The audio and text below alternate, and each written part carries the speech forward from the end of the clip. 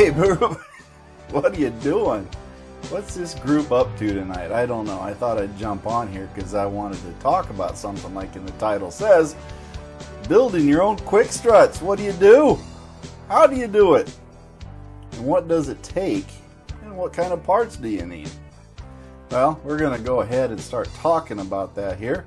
Got a little bit of a wait here. I'm trying to see if maybe one person wants to watch and see if we're going live here on this. So let's give a few minutes to get everybody up here. Before I get into this, MACTFORDEDGE, that's right. Want y'all to join up and like and subscribe to the YouTube channel. Also have the MACT Garage YouTube channel, so check that out and subscribe there. Get me up to 1,000 subscribers, then I can start monetizing and put more effort into it. But for right now, YouTube rule says 1,000 subscribers are no bueno, no money for you, buddy. So everything's free. But anyway, just trying to get things up and running. I know this is a Saturday evening, and maybe folks are just busy. Seems like things are just going down just a little bit as far as occupation of time. That's right.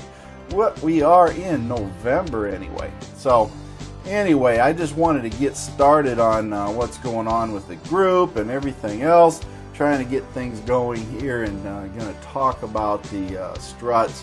But a little housekeeping otherwise, we got the MACTFORDEDGE Facebook group. Whoa, tongue-tied on that one. But anyway, this group is growing quickly, folks. That's right.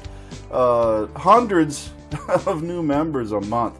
I fully expect this group to be well past 4,000 easily here in the next year or so. Probably 10,000.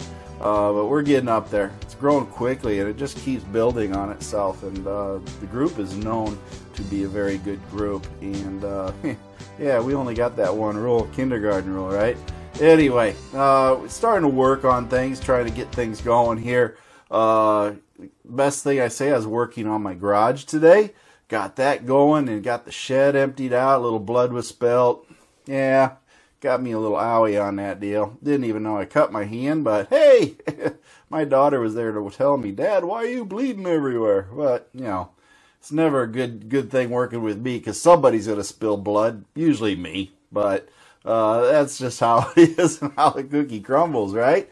So working on that, getting that going, because I do want to start working in my own garage, doing a few things. I will have to go to the shop and use the lifts to do other things, but it's nice to be able to pull it in the garage, get it out of the rain like it is today, and be able to go do some work. That's right. Work on my edge. Do things without being in the beating sun or anything like that. That's what my goal is. So that's why I'm working hard to get this whole garage thing set up, and I'm realizing just how sorry I am as far as toolbox space. Oh my gosh, you would not believe the lack of toolbox I have. So I got everything in canvas bags. That's my toolbox. But hey, I still managed to get things done, and that's all that counts. But anyway, I'm going to get started on this strut thing because I think it's important to a lot of people, and I want to go over a few things and what I went and got. And I'm going to start out with this spring.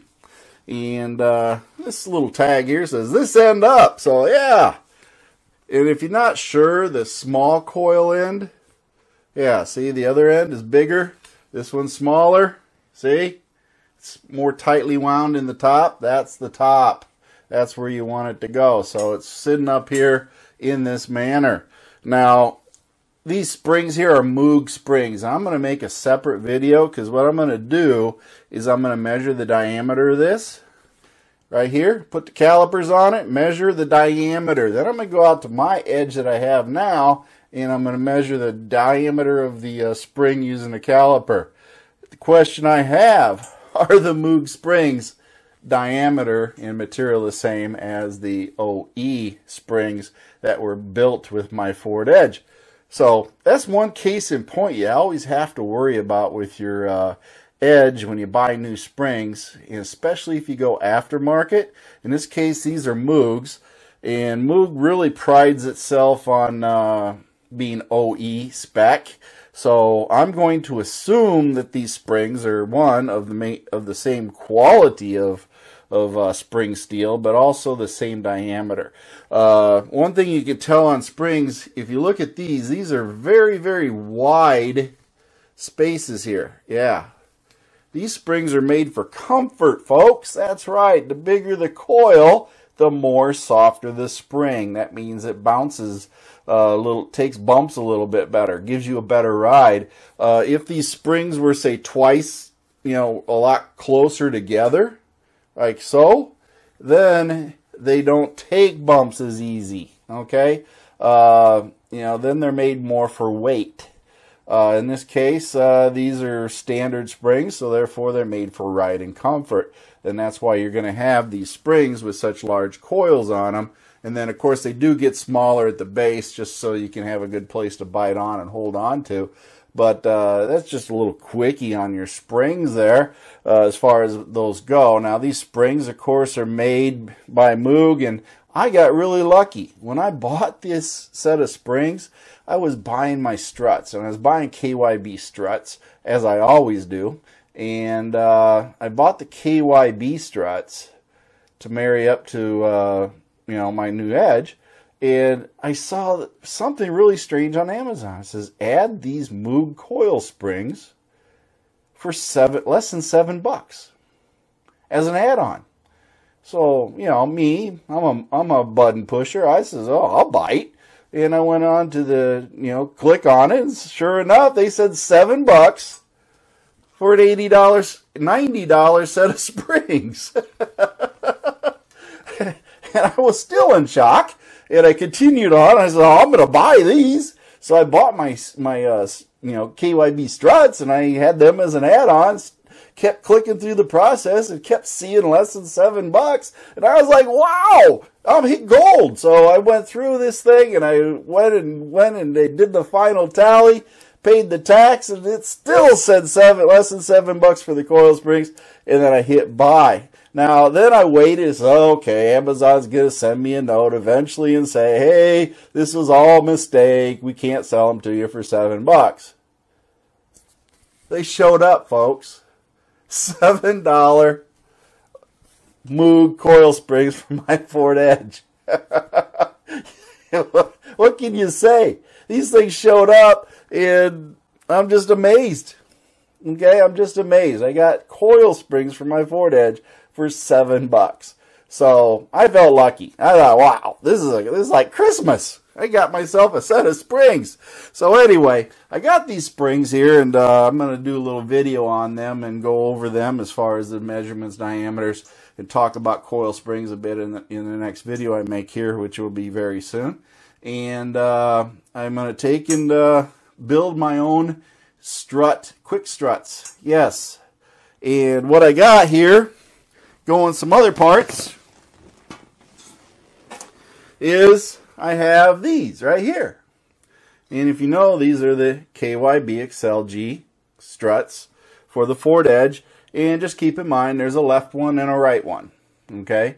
So you got your passenger side, driver side. And when you get them, there's generally going to be a clip holding this down. Well, in shipping, that clip popped off, so this thing's extended all the way out. It comes with a nut, as you can see. Nutty guy that I am. So we got that. And then what you do is you put this down over here. Now at the bottom, right here, you're going to find you have right here where the spring meets. That's how you want it seated in there. Now here's the thing. On this strut that I have, it needs a rubber seat around here. Now, I'm building my own quick struts, and I got 250,000 miles on the struts that I have right now. And to tell you the truth, I'm sure that rubber base on there has been beat to death with the springs and everything else. So I went and purchased the spring seat, the rubber seat here, and I bought the rubber stopper that goes around the shaft here, and then of course the cover, the rubber cover that goes over that. So those will come in separately, And I'll put the price list up here where I got them and what I paid for them with the part numbers and everything. So essentially I'm building my own quick struts. That's what I'm doing. I'm building my own quick struts. So once I get all these together, then I can assemble these struts, and then when I go to install them, I don't have to do anything. I don't have to remove the springs, nothing. I just take the old struts off and put the new struts that I built on. Okay? So, you know, that's what's held me up. The KYBs have been doing this, and I will tell everybody, none of these parts are sponsored. I bought these out of my own pocketbook, okay? So don't think I'm sponsoring anything. These are just parts that I found that work. And for me, if it works, I'm going to keep using it until it's proven me otherwise. So anyway, going to take and use these struts. I forget which side this is. It doesn't really say. You can tell by the model number and everything. And let me see. I can put my glasses on so I can see what it says. If it actually says anything on here. No. It has it in the box. It has a sticker on here. I don't know what that says. Oh, there. Put it upright. There you go. If you're reading it right. Yeah, it's upright. So that's the number right there that is on the sticker. But there's no other markings on it. It'll be quite obvious if you got the wrong one. Okay, so because the connectors are all different on this side. So if they don't fit when you install them, then you know you got it wrong because it won't fit in here and here. So you'll have problems there. So you'll pretty much know you did something wrong, and you can move on from there. But you just pay attention to what you're doing. And when you go to take them off, make sure you put the right matching one on there. But make sure you buy the right ones. Now, what's really strange about these struts is the left one and the right one are always going to be a different price. Usually it's anywhere from $5 to $7 difference. I don't know why one side costs more than the other. I really don't, okay? Because they look identical. But one side is going to cost you more than the other. It's just how it is, I guess, for KYBs. But, you know, the Excel-G, I've used them. 300,000-400,000 miles worth of running time, folks. Never let me down. And, you know, the Ford OEM would probably be just as good. It's just I choose these because I feel they give me a little bit firmer ride in the cornering and everything else. So that's why I go with the KYB. But that's pretty much it for the strut. Now, what do we have going on when we put this together? I will tell you from experience, this nut is very important. And I do mean very important. Okay? Nothing worse than putting your spring on, putting your strut bearing mount on top of this. Okay? Compress the spring, put the strut bearing mount on, and then you go to put this nut on. Okay? There's nothing keeping this from turning, folks. It's going to turn. How do you get the nut tight? Okay? That's the problem. So, you got the spring on, you got the cover over it, you can't hold on to this thing. There's a little bit of a wrench spot right here at the top. You can hang on to it with a wrench, and you can tighten this nut down. Now, what is the problem? The problem is that I've had this happen to me because I wasn't paying attention, and others have had this happen. If this nut is not tightened down onto that strut bearing mount tight enough, then when you go to drive, you're going to hear this thump, thump, thump, thump sound. Okay? Every time it's moving this, and it's shaking because it's not tight enough. That strut bearing mount will have a little bit of a space in here, and then you get that thumping sound. Okay? Now, that's a pretty time-consuming and difficult thing to figure out, because what's going to happen is then you got to remove the whole strut, and you got to go back and tighten his nut down. You can't do it with it installed. So now you got to take it all back apart and then tighten that nut down. So when you put your own quick struts together like I'm doing, or you're just changing out the strut and using an old spring, you want to make sure you get that tight. Otherwise, you're going to hear that thump, thump, thump sound. So if you have somebody do it for you and you hear the thump, thump, then you know that's what happened. they didn't tighten it down. But anybody worth their salt that does this for a living should be able to figure that out. But you never know. You might get somebody that's, as they say, in the apprentice program, and they're being supervised, and the guy says, oh, you've done that before, go and put that on. Yeah, the guy's probably green and doesn't know what he's doing, so next thing you know, thump, thump, thump, right? So you put your struts together and do all that, and that's pretty much what I like to do, and I'm working on getting it done. And once I get the parts in that I'm waiting for, which will be another week or so, I don't know, folks. I'm going to tell you, I ordered through Tasca Auto Parts, and now they're telling me they don't have all the parts, so now I got to wait. They say 5 to 7 days for them to get the parts. So in some ways, I went through Tasca because I couldn't find it on Amazon, and I couldn't find the Motorcraft part equivalent on Rock Auto at the time, so I went with Tasca, and I don't know. This is multiple times I've had problems with Tasca as far as delivery of parts being ready to go. It's almost like they don't have the parts on hand, but yet they advertise that they're selling them. So then you and me, the consumer, end up waiting. And I just wish they would say, hey, we don't have this before you buy. Because that's the problem. They don't tell you that they don't have it. They tell you after you buy it that they don't have it. At least Amazon's honest enough to say, hey, we're out. We don't have any.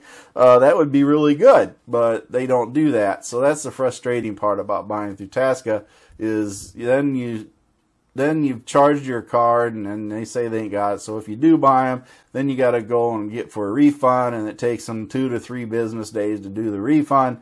Yeah, that's the whole thing they could just alleviate just by saying, hey, dude, we don't have the part, and make your decision. Do you want to wait? This is how long you're going to wait.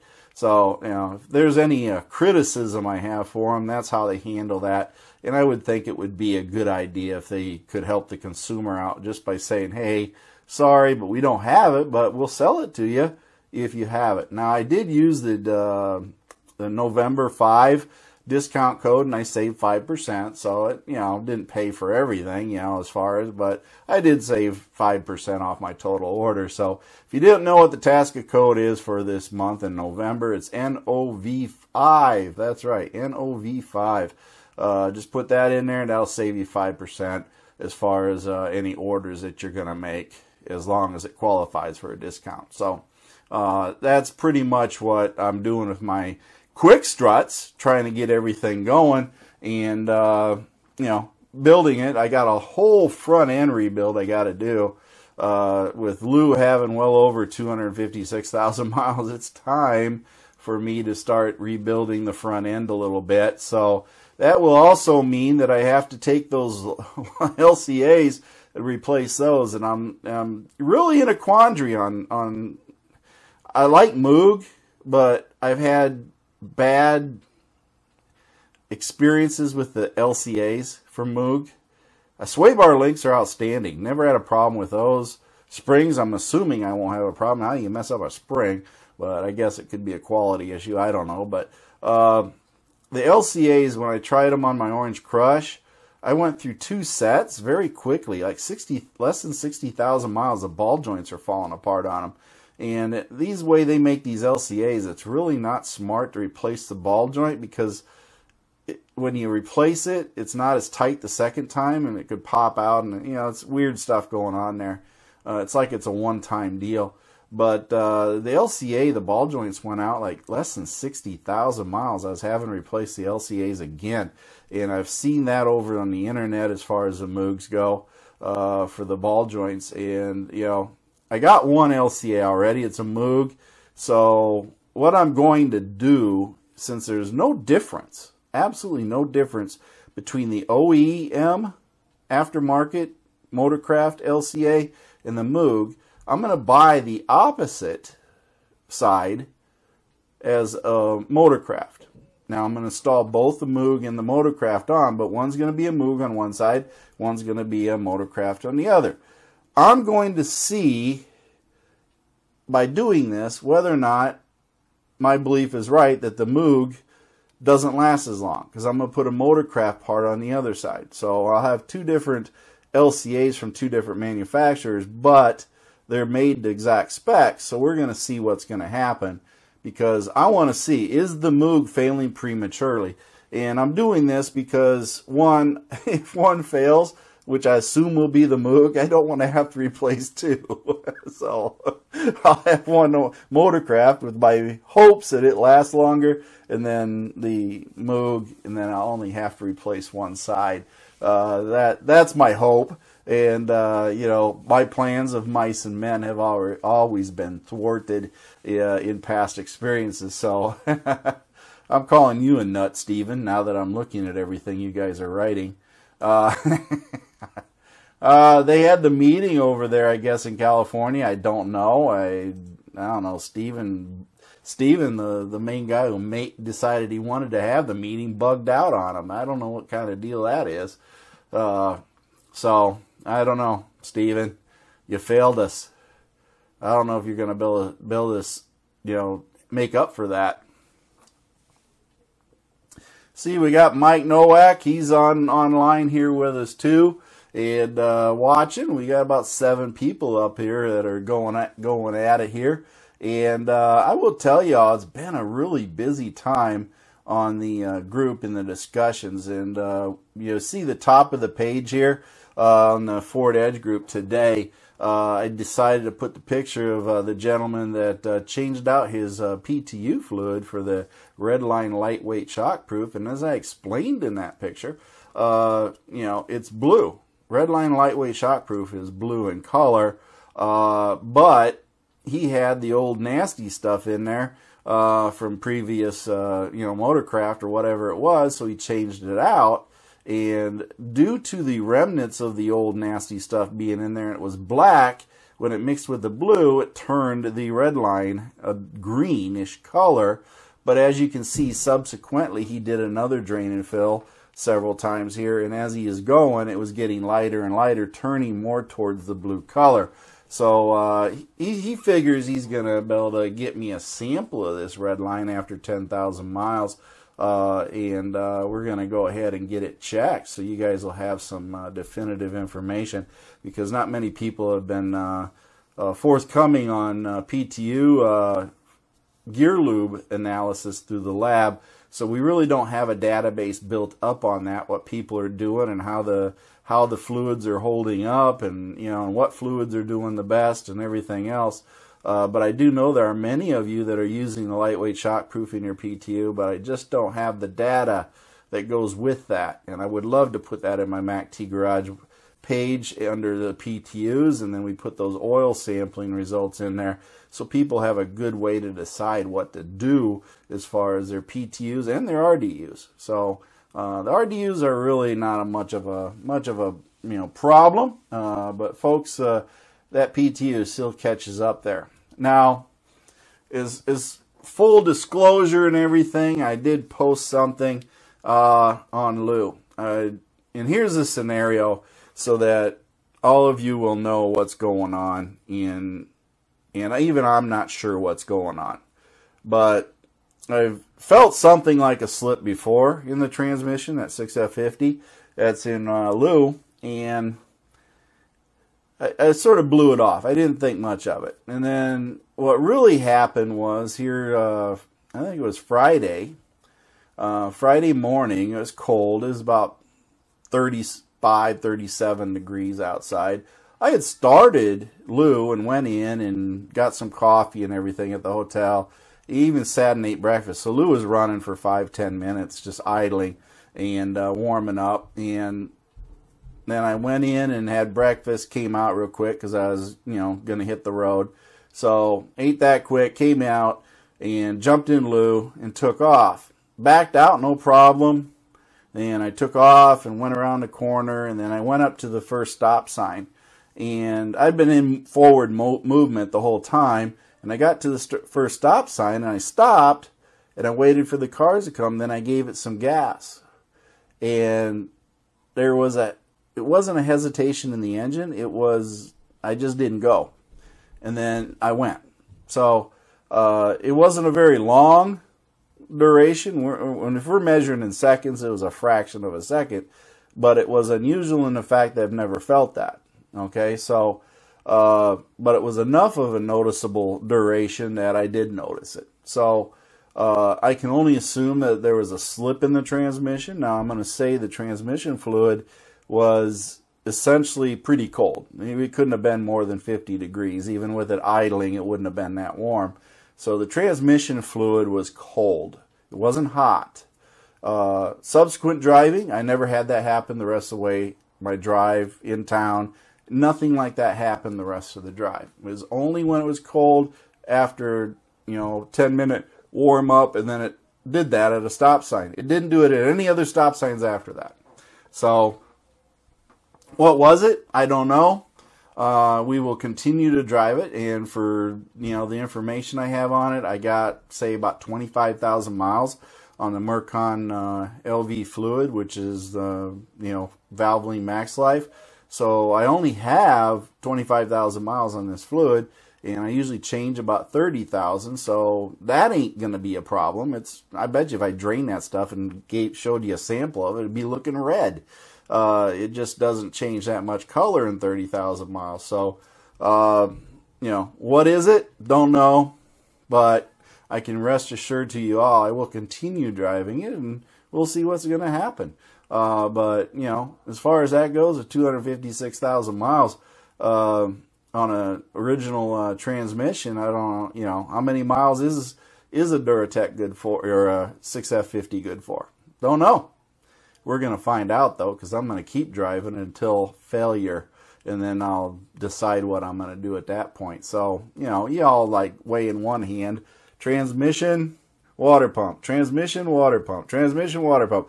It's like anything else. Your doctor tells you, hey, you got heart disease, you could die any day from it. And you got cancer, you could die any day from it. Which one's going to get you?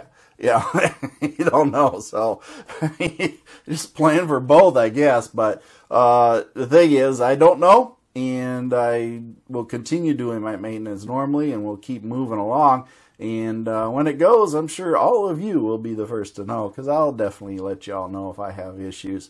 So if I'm stuck someplace and you see me on the side of the road, then something gave up, right? I'll have to tell you what it was, but something gave up. So we're going there. Now, as far as the group, what do we got going here?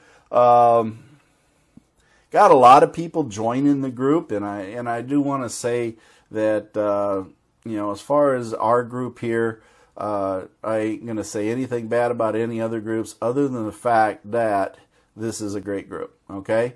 I think we prove that through action, and we prove that through attention. So if you want to be in a good group and, just be good to each other, then I think this is the group you want to be in. We provide information. We do have fun on occasion, so don't get that wrong. But I think that this group is built on mutual respect and helping people, and that's what makes this such a good group. It's everything I dreamed it would be, and it's doing well. So you guys have helped make my dream of what's going on here very, very important to me, and I really enjoy putting forth the effort to make this type of group, because you guys all deserve this. So keep up the good work, folks. You're the lifeblood of this thing. I am merely the person in observance anymore, it seems. So I try to keep everything, on the level, and with Mano and Elhard and Saddam, all helping out on occasions there. We do great, and I really appreciate all the assistance that is given towards this. So keeps things moving. And Mano, sometimes I have to reboot Mano. Just because his programming gets glitchy, and then he starts going off on tangents, posting the shopping pages and stuff like that. So you gotta so if you start seeing that, let me know. Hey, he's posting pictures shopping or something. That's just the AI going nuts. I just gotta reboot him. He gets on other people's pages, and he starts pulling all these shopping channel stuff out and posting around. So just let me know. I'll reboot him. He'll be back on the level, and it'll be good to go. Let's see. People are naming their edges. What about naming it? I see this post is going nuts too. A lot of activity. What do you name your edge? Well, you know, how do people come to name a vehicle? That's always a good question. I've never really named vehicles. Matter of fact, I think the first vehicle I ever named was my Edge, and I called it the Orange Crush, mostly just because of the color. But as time progressed, then we started naming our edges. And I think people name vehicles when they start really liking their vehicle. So those folks that do that then like that vehicle a lot. It's almost become part of the family. And I do know that, I don't know if you guys have ever experienced this, but when I got rid of a vehicle one time, my oldest daughter, MG, we got rid of it and got another one, and I had never seen a kid cry so much. When we were driving away, she saw the car and she started crying because we were leaving the car behind and we're going off in the new vehicle, and she was just bawling her eyes out. Well, then we got another Edge and we left the Edge behind, you know, another vehicle behind, and my youngest daughter started crying because we're leaving the car behind, and then we had the new one. So kids even become attached to the vehicle. I don't know, it's like, you know, it's a safe space for them. It's something they know, and all of a sudden something they know is gone. Would I feel bad about Lou going away? Yeah, I would. And I felt bad about getting rid of the Orange Crush, and to this day I feel like I made a major mistake. I truly do. I wished I'd never traded that car in. I should have kept it, you know, and I kick myself every time, but you move on, right? So, naming your vehicle. Why do you do it? Well, that just means you got an affinity towards liking something, I guess, and when you like it a lot, you name it. You know, it's like having a dog. You name the dog, right? Yeah, everybody gives a dog, a cat, a name, a pet. So I guess in a way we all name our cars if we really like them. Some name them in names to despise the car, and others name them in love. Yeah, I don't know. So guys will tend to pick out names of female names and more feminine names. Women may tend to be more masculine in choosing the names on that. So I don't know how that all works out. All of my cars are you know, either pretty much, I mean, like, we got Blueberry. You know, what is Blueberry? It's really nothing. It's named after a fruit, okay? So, you know, Blueberry is basically a fruit, and the girls like blueberries, so that's how they named it. And like I said before, in naming it, Fuzzy Bunny Unicorn was definitely not a catchy name to me. So that's what the youngest one wanted to call it, because I asked, what do you want to name it? She says, let's call it Fuzzy Bunny Unicorn. And I says, that's not what I'm going to call it. I can't see going on in the Facebook group saying Fuzzy Bunny Unicorn is having the coolant change today. It's better to say Blueberry.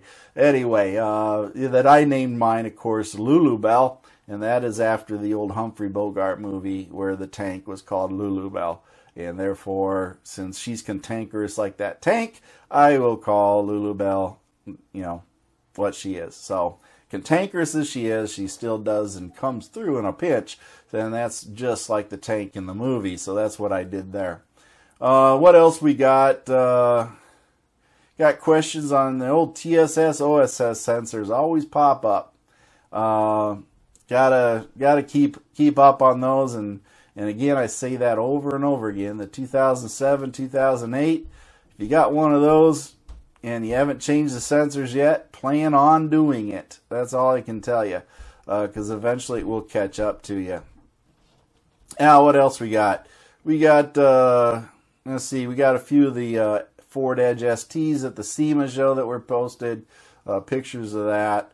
And let's see, we got Ryan and his Electric Spice Edge.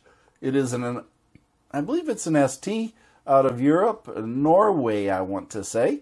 So that is the diesel version, the Duratorque diesel version. and the Duratorque. I think it's a 2.0. Not sure. If I remember right, that's what it is. Because I think they got the 1.8 and the 2.0 or something like that. But diesel turbo, that's what it is. Daniel says he has a problem with his CD. Sorry, Daniel. The best solution to that is replace the whole head unit with an updated one, and you will be happy. After that, then you'll be able to listen to all your music and have a go. And he did, and he says, here's the fix. And then he says, it turns out his daughter's Kane West CD was the problem. I don't know where we're going with that. We'll leave it at that. Anyway, what else we got going on here? Let's see. We got, oh boy, the shifter button switch. Yes. Got a lot of folks coming up with those little fixes here and there. And that thing is, for the size of it, is such a big problem. But those little shifter switches do go out, so you have to replace the switch. Otherwise, you end up with all sorts of problems as far as turning your car on and off and everything else that goes with that. Let's see. We also have a fuel tank issue that one member is posting. He's got problems with how the fuel level is reading. We haven't come up with an answer on that one yet. I have a feeling it's going to be a lot more to it. But I also have a feeling he has not had his fuel tank replaced during the fuel tank recall. So maybe that is something to do with it. Let's see. Got lots of edges. We got a lot of edges now, and quite a few that are in the hundreds and in 200,000 mile categories. So all I can tell you is that the Edge is a true road warrior, getting a lot of high mileage out of the vehicle. And we got a lot of members of the No Decimal Point Club. That's right. Are you part of that membership of the No Decimal Point Club? That means your Edge is turned over 100,000 miles and your decimal point disappears because they didn't build enough numbers, right? So then you go to, if you want to see decimal points again, you got to use your trip odometer in order to do that. Let's see, what else we got going? Oil sampling. I've been working on oil sample that I sent out, and the reason you guys haven't seen it is because the U.S. Postal Service has failed me. I mailed this out on the 19th of October, and it is the 3rd of November, and it is stuck. My oil sample from Blueberry, the multiple oils, the oil cocktail that I did, that sample is stuck in a vicious loop at Indianapolis, Indiana. It keeps leaving and coming back to Indianapolis. I don't know what's going on. I've never had a problem with delivery. I know other folks have. But why is it in this vicious loop at Indianapolis? It's like it just goes in a circle from one building to another. And it's all different Indianapolis post office, Indianapolis annex, Indianapolis unit. Where's this thing going? It's like it's just in a circle. You know, so the Postal Service is really strange. All they had to do is look at the label. It says Fort Wayne, Indiana. How hard is that to figure out? Break out the map, look up Fort Wayne. Oh, we got to go north. Figure it out. Holy cow. Apparently, they don't know what they're doing. I don't know. Anyway, as soon as I get that oil cocktail sample tested, I'll let y'all know what it turns out to be like, you know, as far as that one goes. And just remember, my wife's running 100 hours for the Amazon Basic, and I will be, I'm probably 120 hours into my oil change that I currently am running, which is the O'Reilly. And once I'm done with the O'Reilly, I will then toss in some liquid moly. But I'm going to test the liquid moly first when it comes in, before I use it in my Edge, because I want to see, is liquid moly really got more moly in it, or is it just a name? We will find that information out, because I'll have a virgin sample done on that too, and then I'll run that through my Edge if I like the results. I mean, it can't get any worse than the Amazon Basic, can it?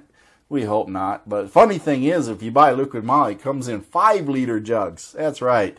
Made in Germany. They don't know how to do gallons or quarts, so they make it in liters. And, you know, thankfully I ordered 2, and therefore I know I have enough, because it's like, I think liters, if you're going to change oil, it's like 5.67 liters or something to make 6 quarts. So, you know, if you guys figure out the math, then let me know. I'm going metric on this oil change because it's all in liters, so I'm gonna have to measure it out to make sure I got quarts. It's all magic, all that metric stuff.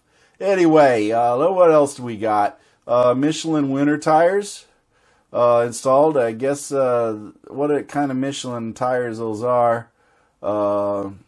Not sure. I can't really see what they are. Trying to blow it up here just a bit. Looks like they're latitudes. I don't think that they're actually, it says that latitudes on them. I can't really tell. But yeah, Michelin snow tire season, right? I was just checking my snow tires I have in the garage. Those are got good tread depth. I will have to buy 2 more Blizzaks that'll be new. So those new Blizzaks will go on the back, and the ones I have in the garage will go on the front, and then I'll be able to carry on smartly with that because you know, I don't rotate my tires, I just run them. So this set that I'm running this winter, we're on the back, so they're on the front, and I will run them all winter, and then by the time I get to spring, they will be done. That's right, those things will be done. So we'll go ahead and go that route and see what's going on there. But we'll have to see what's going on as far as anything else. But let's see what else we got here. Let's see.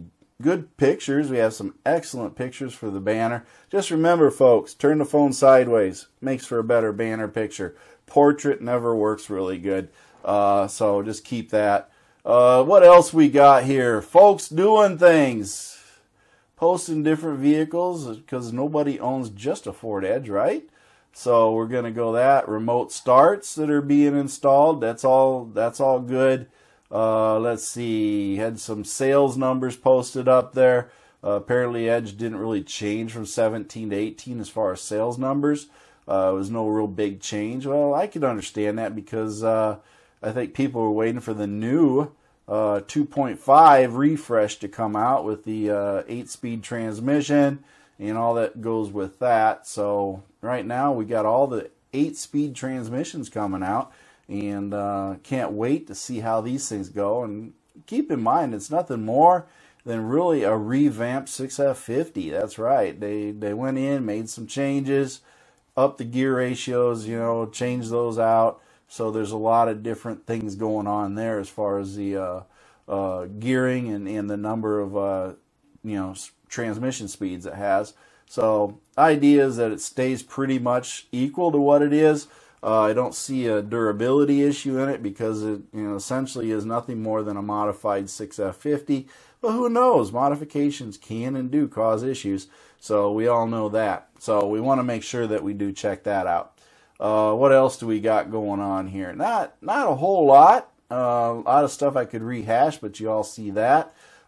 See if you guys got any questions. I will check here what we got. Let's see, got Lisa on there making a comment.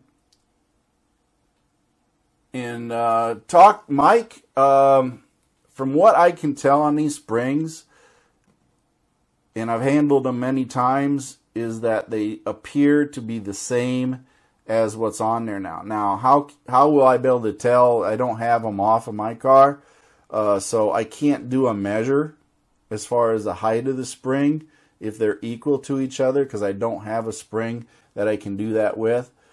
And my whole goal is to have these ready to go to install when I take my other ones off. So, you know, I may never get a height, but as far as the coils and everything else I'm seeing, I'll do a measurement in a video to measure the coil diameter. If the diameter is the same, I'm going to assume that the coils. Now, keep in mind, it might be an unfair test to measure height for this one reason. These have 256,000 miles on the springs, so we all know that eventually springs collapse. They get weak. So will they be the same height as when they were new? I doubt it. There's probably going to be some change. So for me to take a brand new unused spring and set it next to one that's got 256,000 miles on it, I'm going to say there would be a difference in height. As much as people might not think there is, I'm thinking there's the opportunity for the compression for that spring to actually be shorter because they get weak. Spring steel is good at holding tension, but eventually even they collapse down. So I'm not going to say that they're going to be the same height, and it'd be, in a way, it wouldn't be apples to apples in some ways. It could be, be a testament to what the height is, but I'm just not certain that they will be equal in height just because I got a new one and a worn one. So not sure. I couldn't answer that question, but I will check the diameter. Let's see. Mike says he's had his 65 for 31 years. He's never gave it a name. Well, Mike, you don't love your car then, do you? But, hey, sometimes we just call it what it is, right? 350 GT, is that what we call it? I don't know. You just got to wait and see what's going on. So, let's see. Your brother bought a 2015 EcoBoost 2.0 and it came with a trailer hitch, and he's going to pull a smaller trailer. Does he need a module to make the lights work on the trailer? Well, if it's a factory trailer hitch, it should have all the lights and everything. Look under the back cover or something there for the wiring pigtail or something like that back there. It might be back underneath the cover for the spare tire. Check that. Or check behind the quarter panel. There might be something back there. Factory, though, it should have a plug. I would assume that's what they did. If it's an aftermarket thing, you can tell that pretty quick just by crawling under there, because it ain't going to be, it's going to be a bolt-on. If it's made by the factory, it's going to be right up into the frame area. So you can tell easily if it's an aftermarket. If it's an aftermarket, then somebody didn't go through the effort of putting lights on it. So you'll have to do that yourself. But pulling with a 2.0, you're not going to pull much. Just keep that in mind. So, if you're going to pull a little cart and, go get a little bit of stuff from Lowe's or something, you're probably fine.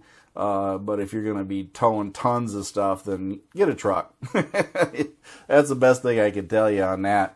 You're just not going to be towing a lot of heavy weight on those. And if it is an aftermarket hitch, I think your max towing is like 2,000 pounds. So that means you got to figure in the weight of the trailer. So if the trailer weighs 900 pounds, then you got 1,100 pounds worth of capacity of whatever you're going to put in it. So you should be all right there at that case. Short distances, it should be no problems. I wouldn't see that being a problem. What else we got? Let's see. Yes, Mike, I have recovered from my injury. See, I got a Band-Aid. No, it's not a My Little Pony Band-Aid either. Ran out of those. So, anyway, what else we got going on here? Not much. Not many people watching here tonight, but it is a Saturday night, so not the best choices in the world as far as doing stuff. But I do like to have a few conversations once in a while with folks, and we can carry on with that. But do want to remind you to, of course, all of you, have a great day, okay? I'm having a great day, so I want you to have a great day. Remember, like and subscribe, MACTFORDEDGE, YouTube, MACTFORDEDGE on Facebook. Also, MACT Garage website. Go there, check it out. Lots more information than you think that's on that group, or not group, but on that web page. And that web page has a lot of information on it. So go there. Has parts that you may need. You can buy. It's all linked and everything else. Manuals, forescan, oil analysis, social, where you can buy T-shirts. Yes, I have not had anybody buy a T-shirt in like 6 months. I guess you guys don't like the T-shirts. That's all I can say. Stickers haven't been selling either. So if you want to buy a sticker, go to MACTgarage.com. Go to the social media area, and right there has donate button with the price for the stickers. Buy the stickers. Then there's also right there AK Printing. Click that part and you can buy the T-shirts. That's right. Show and support the group. Help me out a little bit by doing it. You get something in return, and we all can move forward there. And then also we have the YouTube channel, MACT FORDEDGE YouTube, and also MACT FORDEDGE Garage. MACT Garage and join up there, like and subscribe and all that. And then, of course, if you want to get a hold of me, I don't answer anything on the YouTube channels, so you have to come to Facebook and join Facebook. And that means you have to come here, see me, talk, and then we can go from there. That being said, we have the band of one. It's going to play some great music here for this YouTube version, and I'll add a couple other things to spice this thing up here as I go through it. And my feet hit the floor today, and I'm having a great day, and I want you to have a great day too. And Mercy Girl's going to throw a couple one-liners here on you. So, y'all have a great day. Thank you for watching MACT's videos, and remember to like and subscribe. This is a Mercy Girl production.